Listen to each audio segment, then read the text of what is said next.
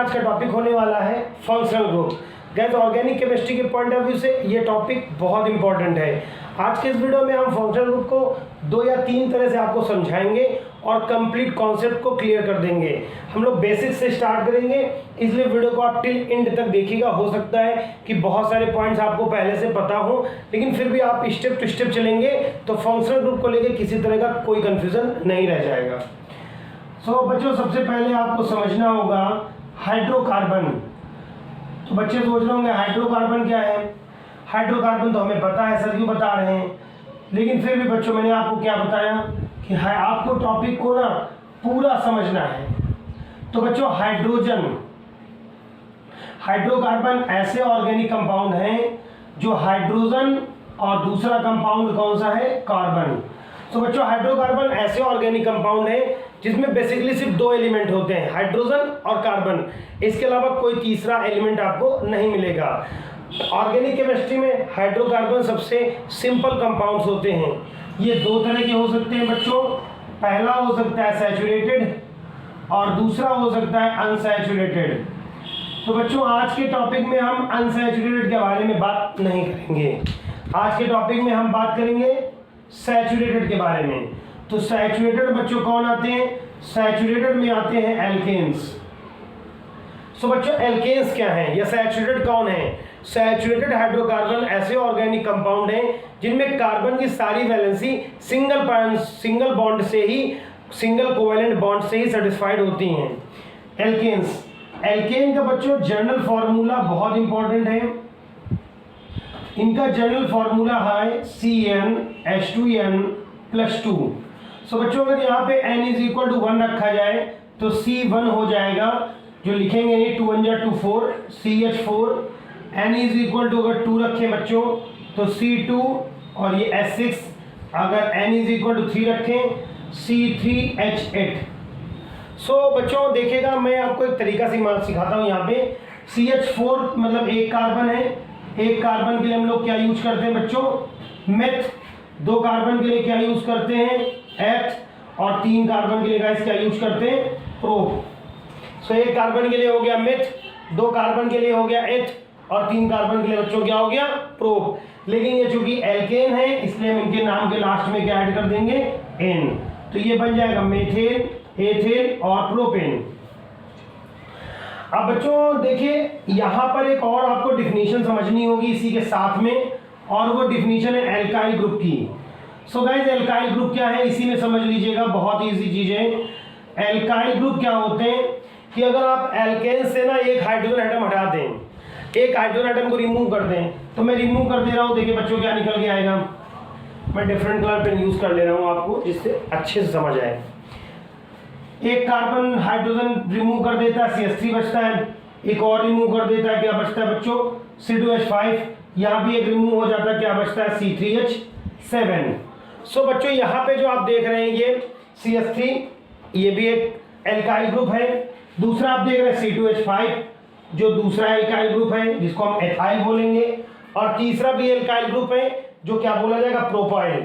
तो बच्चों क्या करते हैं, एल्काइल ग्रुप के नाम कैसे लिखे जाते हैं, जो भी एल्काइल ग्रुप होते हैं उनमें आइल वर्ड जोड़ देते हैं, जैसे मेथाइल, एथाइल, प्रोपाइल। अब बच्चों एक यहाँ पे मैं आपको एक रिलेशनशिप दिखाना चाहूंगा, जरा ध्यान देंगे 2 मिनट के लिए। अगर मैं इसमें एक हाइड्रोजन प्लस कर दूं तो आपको देखिए मेथेन मिल जाएगा। इसमें एक हाइड्रोजन प्लस कर दूं तो ये एथेन मिल जाएगा। बहुत सारे बच्चे बोलेंगे इसमें कौन सी बड़ी बात बता दी, अभी बच्चों निकल आएगी बड़ी बात।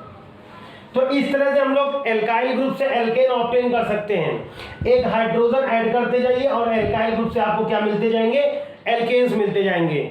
अब एक खास बात जो मुझे बतानी थी वो ये थी कि इन एल्काइल ग्रुप्स को R से रिप्रेजेंट करते हैं बच्चों। इन एल्काइल ग्रुप को किससे रिप्रेजेंट करते हैं, कैपिटल R से, ये देख रहे हैं आप। और इनका जो जनरल फॉर्मूला है ना वो क्या होता है बच्चों, CnH2n और +1। तो ये जनरल फॉर्मूला होता है CnH2n+1 और रिप्रेजेंट किससे करते हैं, R। अब ध्यान देंगे मेरी बात को, 2 मिनट जरा ध्यान सुनिएगा बच्चों। यहाँ पे R है और इसमें एक H जोड़ दे रहे हैं तो हमें एल्केन मिल रही है। मतलब एल्काइल ग्रुप में एक हाइड्रोजन ऐड करने से एल्केन्स मिलती हैं। बहुत सारे बच्चे सोच रहे होंगे भी था फंक्शनल ग्रुप का तो नाम ही नहीं लिया है, लेंगे बच्चों, बहुत डिटेल में नाम लेंगे, लेकिन पहले कॉन्सेप्ट क्लियर करना है। ये एल्काइल ग्रुप R है, इसमें एक हाइड्रोजन ऐड कर दिया तो यहाँ पे हमको एल्केन्स मिलना शुरू हो गई। इसका मतलब अगर हम एल्केन के बारे में बात कर रहे हैं तो हम एल्केन का जनरल फॉर्मूला तो CnH12+2 कहते ही कहते हैं। हम एल्केन्स को ऐसे भी लिख सकते हैं R सिंगल बॉन्ड H। क्यों? क्योंकि R for alkyl group and H for hydrogen. Alkane alkyl group में एक हाइड्रोजन जोड़ दिया, एल्केन मिल गई। एल्काइल ग्रुप में एक हाइड्रोजन जोड़ दिया, एल्केन बन गया। दैट मीन्स एल्केन को हम लोग किससे रिप्रेजेंट कर सकते हैं बच्चों? RH से रिप्रेजेंट कर सकते हैं। अब देखिए, अगर एल्काइल इस एल्केन के एक हाइड्रोजन एटम को हटा दिया जाए और उसकी जगह में कुछ दूसरे एटम या ग्रुप ऑफ एटम ऐड कर दिए जाएं जो इसकी कैरेक्टरिस्टिक्स को चेंज कर दें, डिफाइन कर दें। कैसे जरा ध्यान देंगे, यहां मैंने लिखा RH और इससे मैंने H हटा के यहां लगा दिया Z। ठीक है, यहां पे क्या माइनस किया गया है? माइनस किया गया H और ऐड क्या किया गया? Z। अब बच्चों सोच रहे होंगे ये यहाँ पे Z क्या आ गया? तो बच्चों देखिए, पहली बात तो मैंने आपको क्या बताया कि यहाँ एक हाइड्रोजन को रिमूव कर दिया गया और उसकी जगह में लगा दिया गया Z। Z क्या होगा? या तो एटम होगा या ग्रुप ऑफ एटम होगा। क्या हो सकता है? देखिए Z क्या हो सकता है? Z पॉसिबली क्या हो सकता है? Z की जगह में बच्चों नंबर 1 पे लगाया जा सकता है क्लोरीन, ब्रोमीन या आयोडीन लगा सकते हैं, इनको हैलोजेंस कहते हैं। OH लगा सकते हैं जिसको हाइड्रोक्सिल ग्रुप कहा जाता है। आप CHO लगा सकते हैं, एल्डिहाइड ग्रुप कहा जाता है। कार्बोक्सिलिक ग्रुप लगा सकते हैं, COOH कहा जाता है। कीटोन्स लगा सकते हैं, C डबल बॉन्ड O लगा सकते हैं, या ईथर्स लगा सकते हैं। तो यहाँ जो एटम या ग्रुप ऑफ एटम लिखे, देखिए इसको देखिए तो ये भी एटम है और इसको भी देखिए ये भी एटम है, ये भी Z की जगह में है। और इनको बाकी को देखिए तो ये ग्रुप ऑफ एटम है। जो यहाँ पे मैंने रेड से इनको कर दिया, इनको देखिए ग्रुप ऑफ एटम है, और जो ग्रीन से कर रहा हूं मैं वो देखिए सिर्फ एटम है। तो ये जो आप एटम या ग्रुप ऑफ एटम देख रहे हैं, इन्हीं एटम या ग्रुप ऑफ एटम को हम फंक्शनल ग्रुप कहते हैं बच्चों। इन्हीं सबको 1 to लेकर 6 तक के जो भी आप एटम या ग्रुप ऑफ एटम देख रहे हैं, इनको बच्चों क्या कहा जाता है? Functional group. ये फंक्शनल ग्रुप जो यहाँ लगाए गए हैं, जो लिखे हैं, इनको आप Z की जगह में किसी को भी यहाँ लगा सकते हैं। कैसे? जैसे यहाँ लिख सकते हैं ROH, RCHO, कुछ भी लगा सकते हैं। अब R क्या है? तो फिर लौट आइए वापस टेबल में। यहाँ पर R क्या है बच्चों? यहाँ पर CH3, तो R की जगह में क्या रख सकते हैं? CH3। और Z में से किसी एक को उठा लीजिए, अब जिसको उठाना है। मैं यहाँ से OH को सिलेक्ट कर ले रहा हूँ।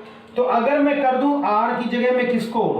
CH3 को, और Z की जगह में किसको उठा लूं? OH को। मेरे R के भी बहुत सारे ऑप्शन है यहाँ पर, और बहुत सारे Z के भी ऑप्शन है। गाइस मैंने सारे फंक्शनल ग्रुप अभी भी नहीं बनाए, बहुत सारे और भी फंक्शनल ग्रुप हैं जो आगे के वीडियोस में हम लोग उनके बारे में फर्दर डिस्कशन करेंगे। तो अगर मैं ऐसा ले लूं तो RH क्या बन जाएगा बच्चों? यहाँ पर देखिए CH3OH बन जाएगा, CH3OH। यह है मिथाइल अल्कोहल। अब देखिए बच्चों, मिथाइल अल्कोहल लिखा हुआ है, इसमें जो मिथाइल अल्कोहल में मिथाइल अल्कोहल की जो केमिकल कैरेक्टरिस्टिक्स होंगे, जो रासायनिक गुण होंगे, वो कौन डिसाइड करेगा? OH। क्यों? देखिए अगर मैं इसकी OH की जगह में यहाँ CH3 लगा देता हूँ, CH3CHO, तो देखिए ये क्या बन गया गाइस? इसका नाम बच्चों आपको पता होना चाहिए, एसिटाल्डिहाइड। याद कर लीजिए, एसिटाल्डिहाइड। अब देखिए दोनों में खास चीज, यहाँ भी CH3 यहाँ भी CH3 है, तो कैरेक्टरिस्टिक्स में डिफरेंस CH3 की वजह से तो गाइस आ नहीं रहा है, क्योंकि यहाँ पे दोनों चीजें कॉमन है। अंतर इनमें कैरेक्टरिस्टिक्स में किसकी वजह से आ रहा है? इस OH और इस CHO की वजह से, जो केमिकल कैरेक्टरिस्टिक्स को बदल दें।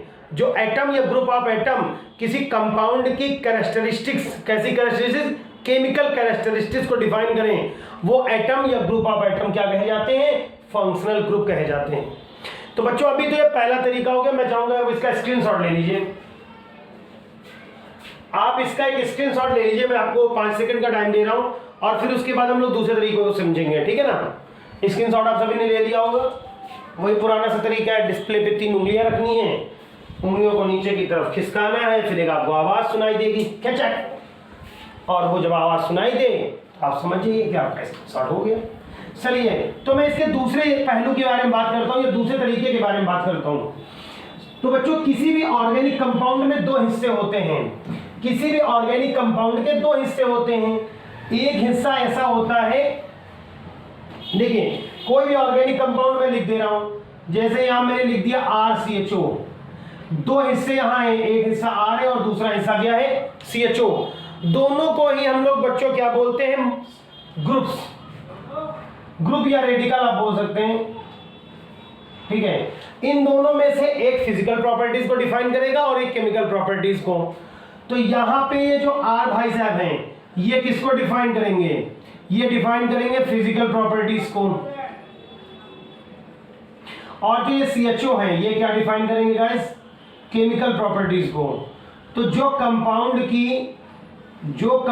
की केमिकल प्रॉपर्टीज को बताते हैं, केमिकल प्रॉपर्टीज को जस्टिफाई करते हैं, वो एटम या ग्रुप ऑफ एटम क्या कहलाते हैं बच्चों, फंक्शनल ग्रुप। दैट मींस ये CHO केमिकल प्रॉपर्टीज को डिफाइन कर रहा है, डिसाइड कर रहा है, तो इसका मतलब ये हमारा क्या हो गया बच्चों, फंक्शनल ग्रुप हो गया।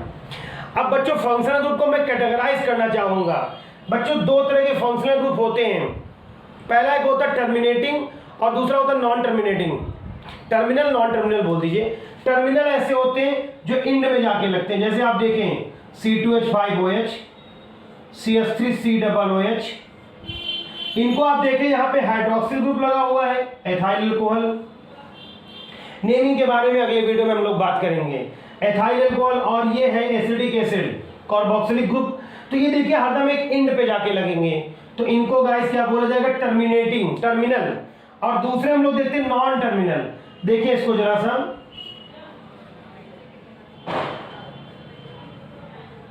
C2H5 को C2H5, इसको जरा देखें तो देखिए फंक्शनल ग्रुप कहाँ लगा हुआ है, ये बीच में। तो अगर फंक्शनल ग्रुप किसी सिरे पर लगा है तो उसको क्या बोला जाएगा, टर्मिनल, और इसको क्या बोला जाएगा, नॉन टर्मिनल। तो टर्मिनल और नॉन टर्मिनल दो तरह के फंक्शनल ग्रुप हो सकते हैं। कुछ ऐसे फंक्शनल ग्रुप होते हैं जो कंपाउंड के इंड में जाके लगते हैं, वो मेरे हो गए जाके टर्मिनल फंक्शनल ग्रुप।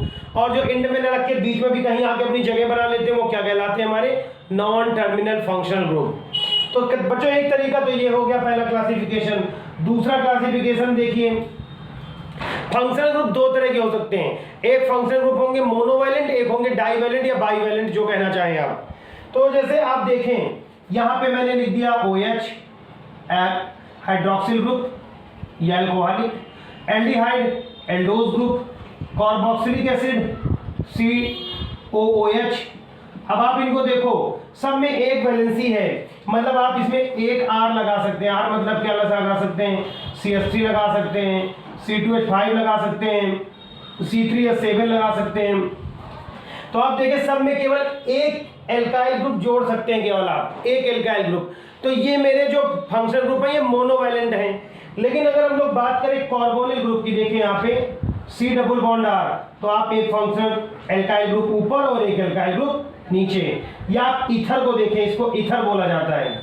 तो एक ईथर में इधर देखिए C2H5 है और एक इधर C2H5 है।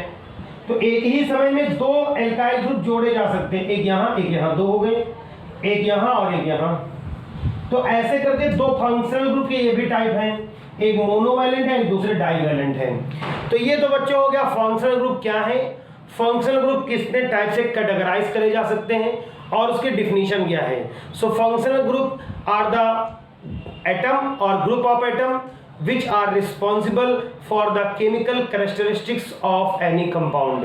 तो ये तो बच्चों हमारी डिफिनीशन बन जाती है फंक्शनल ग्रुप की। दो तरह के बताए हमने, टर्मिनल और नॉन टर्मिनल, मोनोवैलेंट और डाइवैलेंट। इसके अलावा मैंने कोशिश करी कि आपको पूरी तरह से समझा दिया जाए। अभी मैंने फंक्शनल ग्रुप का जो सीक्वेंस है वो आपको नहीं समझाया, किस सीक्वेंस में वरीयता क्रम क्या है। इसके अलावा मैंने अभी आपको एक और चीज नहीं बताई है, वो ये है कि फंक्शनल ग्रुप में नोमेनक्लेचर कैसे होगा। सो वो गाइस हम लोग आगे के वीडियो में कवर अप करेंगे, उसका नोटिफिकेशन आपको टाइम से मिले, इसलिए चैनल को सब्सक्राइब करके बेल आइकन को जरूर दबा लीजिए, क्योंकि ये चैनल के लिए आपका प्रोत्साहन भी है। वीडियो में कोई सी भी एक बात पसंद अगर आई है तो चैनल में वीडियो को लाइक करके अपने दोस्तों में जी खोल के शेयर करिए। वीडियो पसंद आया तो भी कमेंट सेक्शन में बताइए, अगर कोई कमी है तो आपका अपना एजुकेशनल चैनल है, कमेंट सेक्शन में उस सुधार के बारे में भी हमें जरूर मेंशन करिए। Thanks for watching and joining your educational channel educate everyone.